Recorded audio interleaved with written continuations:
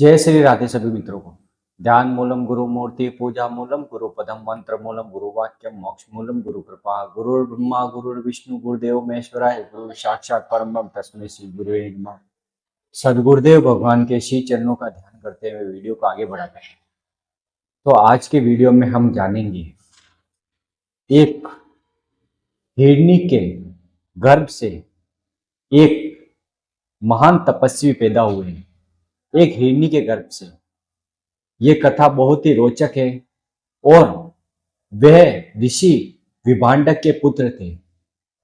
ये कथा आपने सुनी तो होगी, लेकिन इस कथा का सार ये रहेगा कि महान ऋषि विभांडक के एक पुत्र हुआ महर्षि श्रृंगी। ऋषि श्रृंगी नाम का वो पुत्र हुआ है। आप कथा को अंत तक जरूर देखें, तभी आपको पता चलेगा। तो चलो वीडियो स्टार्ट करते हैं।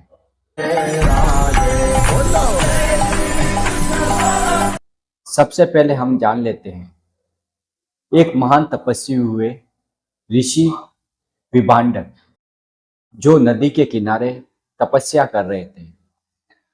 वहां से उन्होंने उर्वशी, जो एक अप्सरा थी, उसको देख लिया।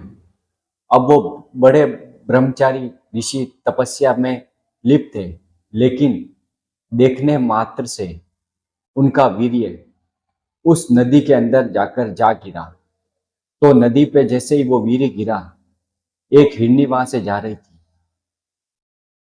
उस जल को उस हिरनी ने पी लिया और हिरनी के पीते ही उसमें से एक बालक प्रकट हुआ जिसके सींग थे। अब ये कहानी स्टार्ट होती है यहाँ से। उन्हीं का नाम ऋषि श्रृंगी पड़ा। श्रृंगी ऋषि भी पिता के समान जंगलों में तपस्या करते और उन्होंने पूरे जीवन में कभी भी स्त्री को नहीं देखा था। बचपन से लगा के यौवन अवस्था आई तब तक उन्होंने स्त्री को भी नहीं देखा था। केवल जंगल में वे तपस्या करते थे। अब एक बार की बात है, राजा अंगदेश के राजा थे लोमपद। उनके राज्य में अकाल पड़ गया, बारिश होना बंद हो गया। तो उन्होंने सोचा कि अब क्या होगा। तब वहां के ऋषियों से विचार विमर्श किया कि एक महान तपस्वी और योगी संत है, उनका नाम है ऋषि श्रृंगी। अगर वो यज्ञ में आ जाए तो आपके यहाँ इंद्रदेव बारिश कर देंगे। तो उनको कैसा लगाया जाए, योजना बनाई गई। अब उनके राज्य में जो विभिन्न अप्सराएं या कोई वेश्या वगैरह नृत्य करने वाली उनके पास भेजी जाती। लेकिन उनके पिताजी थे, जो ऋषि श्रृंगी के पिताजी थे ऋषि विभांडक जी ने, उन्होंने बचपन से लगाकर यौवन अवस्था तक केवल तपस्या का ही आदेश दिया था, अन्य किसी से मिलने का आदेश नहीं दिया था। और महर्षि श्रृंगी भी कभी किसी दूसरे व्यक्ति से चेहरा तक नहीं देखा था, केवल जंगल में तपस्या करते, कंदमूल खाते थे। अब उनके राज्य में एक नृत्यकार जो नृत्य करती है राज्य में, उसको भेजा गया। अब वो जब पिताजी बाहर गए हुए थे, ऋषि विभांडक बाहर गए थे, तब वे नृत्यिका वहां पहुंच गई और उन्होंने महर्षि श्रृंगी के सामने फल प्रस्तुत किए, नाना प्रकार के रस प्रस्तुत किए कि आप इन्हें पान कीजिए। लेकिन ऋषि श्रृंगी ने कभी ये वस्तुएं नहीं देखी थी। वे उस स्त्री के शरीर को देखकर चकित हो गए थे, लेकिन उसके कहने पर उन्होंने वे मीठे फलों का भी सेवन किया। अब वो उसके बारे में सोचने लगे। एक दिन वो आई और वो वहां से वापस अप्सरा या नृत्यकार वापस चली गई, जो नृत्य करने वाली। अब महर्षि ऋषि श्रृंगी थे जो उसके बारे में सोचने लगे। तो पिताजी विभांडक आए। उन्होंने पूछा, यहाँ कौन आया था? तो उन्होंने कहा, एक ऋषि आए थे जिसके लंबे लंबे बाल थे। वे बहुत ही सुंदर बातें कर रहे थे और उनकी त्वचा कोमल थी। तब ऋषि विभांडक को पता चल गया कि कुछ ना कुछ गलत हुआ है। आपकी तपस्या को भंग करने के लिए कोई राक्षस रूप में या कोई देवता यहाँ पे आया था। तो ऋषि विभांडक ने ऋषि श्रृंगी को मना किया, आप किसी से नहीं मिलोगे, ना वार्तालाप करोगे। उसके बाद पिताजी वापस चले गए। उसके बाद में उनका चिंतन उस जो नृत्य कराने वाली थी, नृत्यकार थी, उसके ऊपर जाने लगा। अब वो सोचने लगते कि वो ऋषि कौन थे, उनके मन में विचार आ रहे थे। अब राजा लोमपत, अंग देश का राजा लोमपत नाम का था, उन्होंने कहा कि कैसे ऋषि शृंगी को बुलाया जाए। तो राजा दशरथ की पुत्री थी शांता। शांता का विवाह प्रस्ताव से ही विवाह करवाना चाहते थे ऋषि शृंगी से।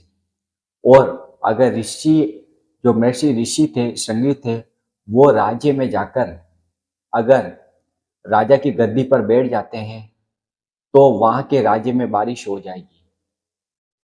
अब राजा लोमपत ने उन्हें आग्रह करके बुलाया और वो जो नृत्य कराने वाली थी, जो रोज उनसे मिलने जा रही थी, उसी के साथ में वो महल में आ गए और राजा की कुर्सी पे उन्हें बिठा दिया।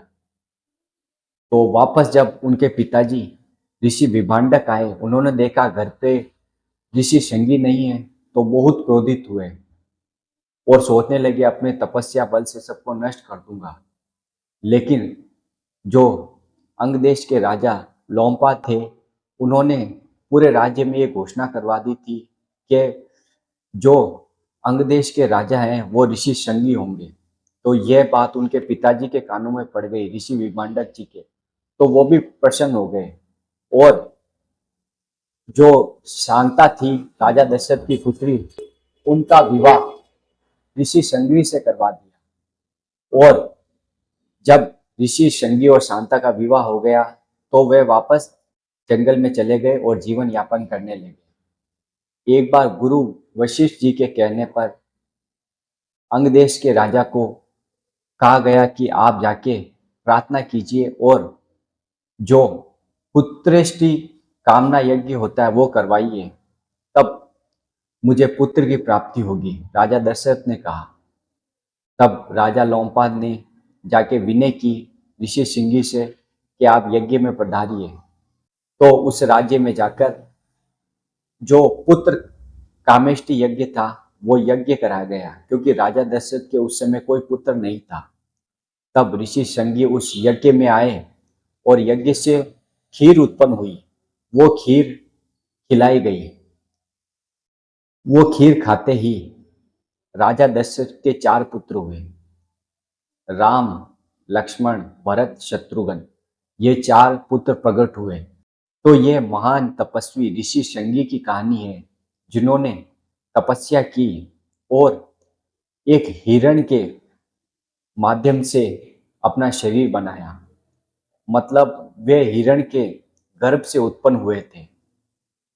इस कथा से हमें ये प्रेरणा मिलती है कि हमें जीवन में काम, क्रोध, लोभ, मद, मत्सर विकारों से दूर रहना चाहिए और हमेशा जीवन धर्मपूर्वक निर्वाह करना चाहिए, जिससे इस लोक में और परलोक में हमें दोनों जगह शांति मिलती है और प्रभु श्री हरि, प्रभु श्री राम का स्मरण करता रहना चाहिए। ये वीडियो आपको कैसा लगा? वीडियो को लाइक कर दे, कमेंट कर दे, शेयर कर दे और चैनल पे नए तो चैनल को सब्सक्राइब जरूर कर दे, क्योंकि ऐसी आध्यात्मिक वीडियो हम आपके लिए लाते रहते हैं। राधा वल्लभ श्री हरिवंश।